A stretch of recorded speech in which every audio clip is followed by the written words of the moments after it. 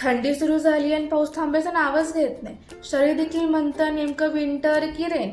याच काळामध्ये पाचनाग्नी आणि इम्युनिटी दोन्ही मंदावते. म्हणूनच आयुर्वेद सांगतं हिमवर्षासु वातच स्यात् कफ वाता निरोधिकः. म्हणजेच याच काळामध्ये वात आणि कफदोष दोन्ही वाढलेले असतात.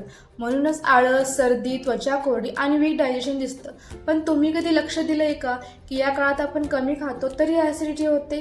कारण या सीझनमध्ये पाचनाग्नी म्हणजेच डायजेस्टिव्ह फायर कमजोर असते. पण वात दोष वाढल्यामुळे पोटात हवा साठते, गॅस आणि आम्लता वाढते. म्हणूनच पोट जास्त वेळ रिकामं ठेवल्यानंतर आम्लता वाढते आणि जळजळल्यासारखं वाटतं. म्हणून आयुर्वेद सांगतं की या काळात जास्त वेळ उपाशी राहू नका आणि थोडं थोडं पण गरम अन्न खावा. आता हवे आहे ऑक्टोबर रसायन फूड्स. सुकं आलं, मिरी, तुळस, मुगाचं सूप, गाईचं तूप आणि आवळा. तसेच रोज सकाळी उपाशी पोटी कोमट पाण्यामध्ये मध व 1 चमचा च्यवनप्रकाश खा. Perfect immunity and digestion balance राहील. अवॉइड दही आणि ताक आणि आत्मसात करा गरम सूप किंवा खिचडीला. तसेच दररोज तीळ तेलाने अभ्यंग करा आणि थोडं सूर्यस्नान घ्या. याने शरीर गरम, मन शांत आणि सीझन बॅलन्स. फॉलो करा वेदावी श्रद्धा या पेजला, कारण Ayurveda isn't old, it's bold.